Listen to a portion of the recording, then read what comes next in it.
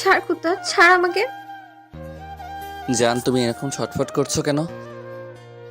উফ, কুত্তা হারামি, তুই আমাকে এইভাবে জড়িয়ে ধরেছিস কেন? একদম আমাকে স্পর্শ করবি না। ছাড় শয়তান, নাহলে কিন্তু আমি চিৎকার করব।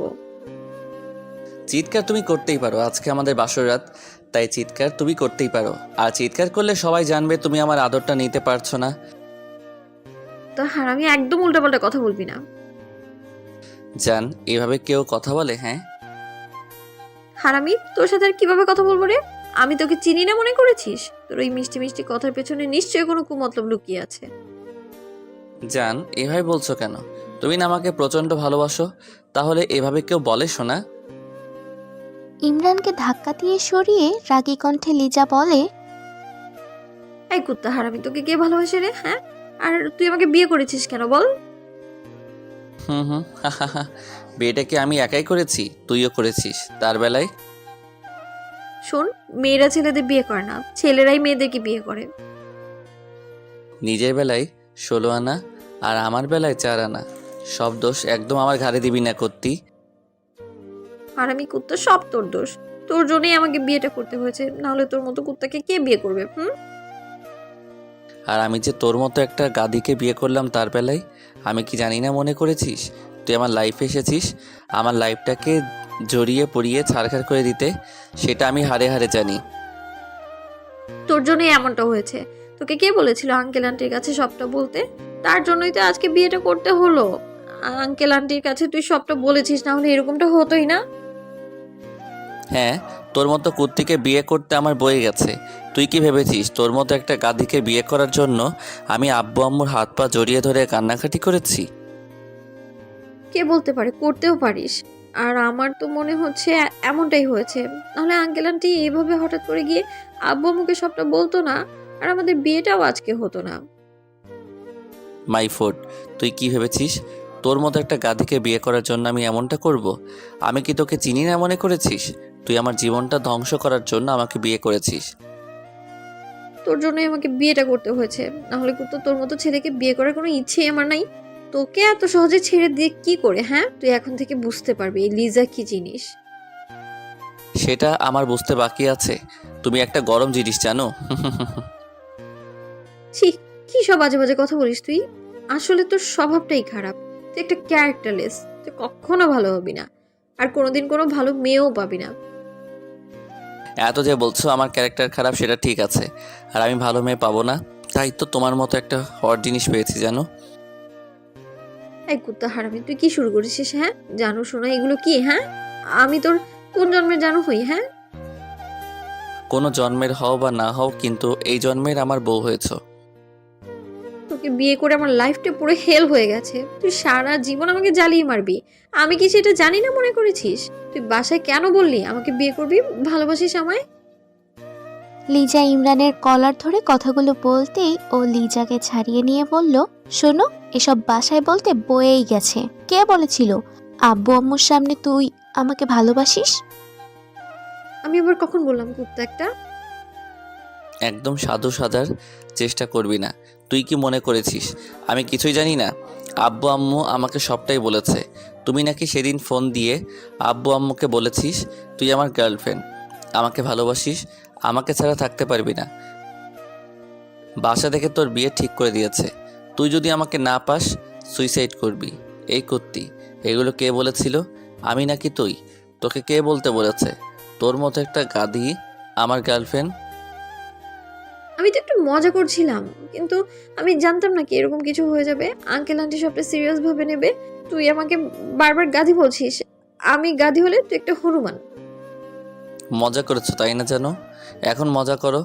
মজাটা জায়গা বুঝে, সিচুয়েশন বুঝে করতে হয়। তুমি সেটাও জানো না। তুমি জানো আব্বু আম্মু কতটা সিরিয়াস, আর তুমি এই বিষয়টা নিয়ে মজা করলে। এখন দেখো, বিয়েটা করে নিতে হয়েছে। যাক, সামনে শীত আসছে, বিয়েটা করে নিয়েছি, এবার বউকে জড়িয়ে ধরে শান্তিতে ঘুমাতে পারবো। মানে? এত মানে বুঝতে হবে না। কাছে আসো বেবি, তোমাকে আদর করি। হারামি কুত্তা, তোর আদর নিতে আমার বই গেছে। একদম আমার কাছে আসবি না, তাহলে কিন্তু আমি সত্যি চিৎকার করব। বিয়েটা করেছে কি দূরে থাকার জন্য নাকি? হ্যাঁ, কাছে আসো, আদর করি। আর তুমি তো এটাই চেয়েছিলে, তাই না? তুমি আমার থেকে আদর চাও বলে, আমাকে ভালোবাসো বলে, নিজের করে পেতে চাও, তাই এরকম একটা নাটক করেছিলে। তাহলে এখন দূরে থাকবে কেন? আসো, কাছে আসো। এই না, তুই একদম আমার কাছে আসবি না। তাহলে আমার থেকে খারাপ আর কেউ হবে না। তুই কি ভেবেছিস? হ্যাঁ, তুই এসব বললেই আমি তোকে স্বামী হিসেবে মেনে নিব? কখনো না, তোকে আমি কখনো স্বামী হিসেবে মেনে নিব না।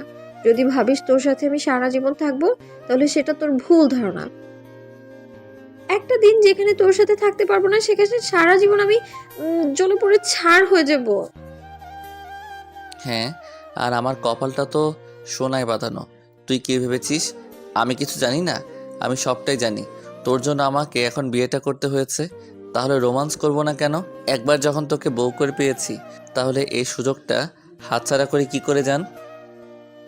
কখনোই না, তোকে আমি কখনো ভালোবাসবো না করতাম। তুই কে রে যে তোর আদর আমাকে নিতে হবে? আমি তোকে কখনো আদর করব না। বেবি, তোমাকে আদর করতে কে বলেছে? আমি তোমাকে আদর করব, তুমি শুধু চোখ বন্ধ করে থাকবে, আমার আদরটা উপভোগ করবে। চাই না করতে তোর আদর। একদম আমার কাছে আসবি না। নাটকটা করে যখন বিয়ে করতে বাধ্য করেছো, তাহলে এখন কাছে আসবো না কেন? আমি তোমার কথা শুনছি না। আজকে তোমাকে আদর করেই ছাড়বো, সোনা। আমি কিন্তু তোকে বারণ করছি, তুই একদম আমার কাছে আসবি না। জান, তুই বারণ করতে পারো তাই বলে কি আমাকে শুনতে হবে নাকি? আর এখন আমার সম্পূর্ণ অধিকার আছে তোমার উপর। তাহলে তুমি বললে সেটা আমাকে শুনতে হবে, বলো? সময় নষ্ট না করে কাছে এসো, বেবি। ইমরানের কথায় লিজা পিছিয়ে যেতে লাগলো। লিজার বুকের ভেতর হৃৎপিণ্ডটা লাফালাফি করছে ইমরানের কথাতে। ইমরান হঠাৎই লিজার একটা হাত ধরে নিজের কাছে টেনে নিল ও কোমরে জড়িয়ে ধরলো। ওকে নিজের অনেকটা কাছে নিয়ে আসলো। লিজা ড্যাব ড্যাব করে ইমরানের দিকে তাকিয়ে আছে। জান, তোমার হার্টবিটটা তো দ্রুত স্পাম্প করছে কেন বলো তো? মনে হচ্ছে হার্টটা খুলে ভেতরে চলে আসবে। তুই আমার এত কাছে এসেছিস কেন? তুই আমার সাথে কিছু করবি না প্লিজ, তাহলে কিন্তু আমি তোর সাথে ফ্রেন্ডশিপ নষ্ট করে দিব। জানো, তুমি এত ভয় পাচ্ছ কেন? আর ফ্রেন্ডশিপ নষ্ট করলে করবে। এখন তো আমরা স্বামী স্ত্রী, তাহলে ফ্রেন্ডশিপ দিয়ে কি হবে? ফ্রেন্ডশিপের থেকেও তো বড় সম্পর্কের মধ্যে এখন আমরা আছি। জানো, বরের আদর পাওয়া আগেই এত ভয় পাচ্ছ, তাহলে আদর করলে কি করবে? প্লিজ, তুই আমার সাথে উল্টাপাল্টা কিছু করবি না, তাহলে কিন্তু আমি সত্যি চিৎকার করব। চিৎকার করবে, করো। কে বারণ করেছে? আমি তোমাকে বারণ করেছি? বারবার চিৎকার করব করব বলছো, কিন্তু করতে পারছো না। আমি কি তোমাকে সাহায্য করব? দেখো, এত নাটক না করে চুপচাপ থাকো। আমি তোমাকে আদর করি। চাই না তোর আদর আমার। আমি তোকে ভালোবাসি না, আর স্বামী হিসেবে মানিও না। তাহলে তুই আমায় আদর করবি কেন? একদম আমাকে স্পর্শ করবি না। জান, তুমি এত ভয় পাচ্ছ কেন? তোমাকে আদর করব, ব্যথা তো দিব না। দেখো, আজকে এত কিছু করব না, শোনা। রাগ করলেও তুমি ব্যথা পাবে না, দেখো। আমি ইমরান লিজাকে আরো কিছু বলতে দিল না, তার আগেই চার ঠোঁট এক করে দিল। ইমরানের স্পর্শে লিজার ভেতরে নিমিষের মধ্যে একটা কারেন্ট হয়ে গেল। আজকে ইমরানও প্রথমবার কোনো মেয়েকে আজকে স্পর্শ করেছে। ইমরান লিজার ঠোঁটজোড়া চকলেটের মতো চুষে যাচ্ছে। ওর ঠোঁটজোড়া ইমরানের কাছে এতটাই মিষ্টি লাগছে, যার জন্য ইমরান ওকে ছাড়তেই চাইছিল না। একটা সময় লিজার মনে পড়ল ও ইমরানকে মানতে পারবে না। সাথে সাথে ও ইমরানকে ধাক্কা মেরে সরিয়ে দিল। লিজাকে ছেড়ে দিলে ও রেগে গিয়ে ঠাস ঠাস করে ইমরানের গালে দুইটা থাপ্পড় মেরে দেয় আর বলতে শুরু করে, কুত্তা হারামি, আমি তোর সাথে মজা করছি না। আমি ভালো ভালো বলছি আমি তোকে মানি না। তাহলে তুই কেন আমার সাথে এমন বিহেভ করছিস? আমি তোকে বলেছি না আমি বিয়েতে রাজি ছিলাম না। তোকে স্বামী হিসেবে মানতে পারবো না আমি। তুই আমাকে মারলি? আমি কি এমন করেছি যার জন্য তুই আমার গায়ে হাত তুললি? এই, তুই আমাকে কিস করলি কেন? হ্যাঁ, নিজের বউকে কিস করা কি অপরাধ বল? আমি তোকে স্বামী হিসেবে মানি না। তাহলে বিয়েটা করেছিস কেন? তোর এই নাটকের জন্যই আমাকে বিয়েটা করতে হলো। তুই আমাকে পছন্দ করিস না, কখনো ভালোবাসতে পারবি না, সেটা বলে দিতে পারতি। কোনো সুযোগ তুই দিয়েছিস? শোন, দোষটা শুধু আমাকে দিবি না, সব দোষ তোর। তোর জন্য এমনটা হয়েছে। তোকে কে বলেছিল আব্বু আম্মুর সামনে এরকম একটা নাটক করতে? এখন আমার ঘাড়ে দোষ চাপিয়ে দেওয়া হচ্ছে। এখন নতুন নাটক না করে আমাকে ভালোভাবে মেনে নে। আমি যদি না মানি, তুই কি আমার থেকে জোর করে অধিকার নিবি? দরকার পড়লে তাই নিব। আর শোন, এখন নাটক না করে ঘুমিয়ে পড়। আমি জানি কয়েকটা দিন গেলে এমনিতেই তুই আমাকে ভালোবাসবি। কখনোই না। আমি তোকে কখনো ভালোবাসবো না। তোর জীবনটা আমি জ্বালিয়ে পুড়িয়ে শেষ করে দিব। তারপর তুই আমাকে নিজে ডিভোর্স দিবি। ডিভোর্সের কথা শুনে খুব খারাপ লাগলো। তারপরে ভাবলাম হয়তো এখন রাগের বশে লিজা কথাগুলো বলছে।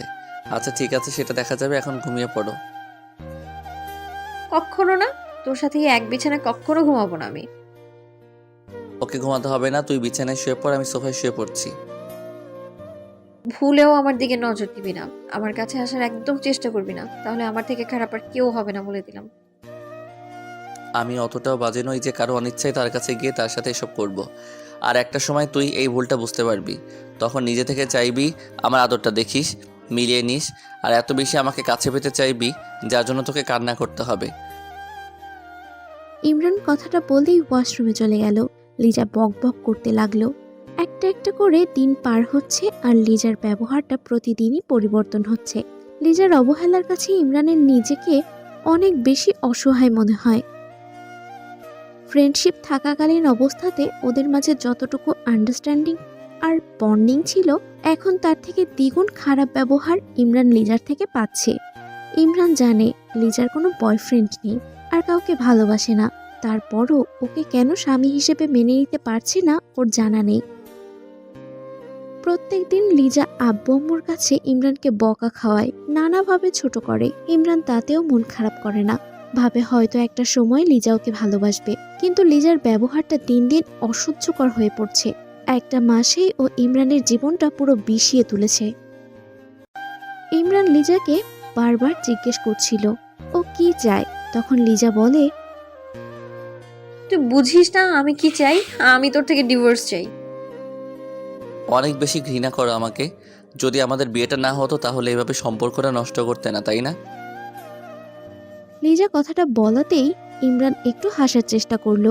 ও আর কোনো কথা বলছে না, ওর মুখে কোনো কথা নেই, তাই বলতে লাগলো, তুই চলে যেতে চাইলে তো আর আটকে রাখতে পারবো না। আচ্ছা ঠিক আছে, তুই চিন্তা করিস না। তুই চাইলে বাসায় চলে যেতে পারিস। 6টা মাস পর তুই ডিভোর্স পেয়ে যাবি। আমারই ভুল ছিল, আমি সবটা না জেনেই তোকে বিয়ে করে নিয়েছিলাম।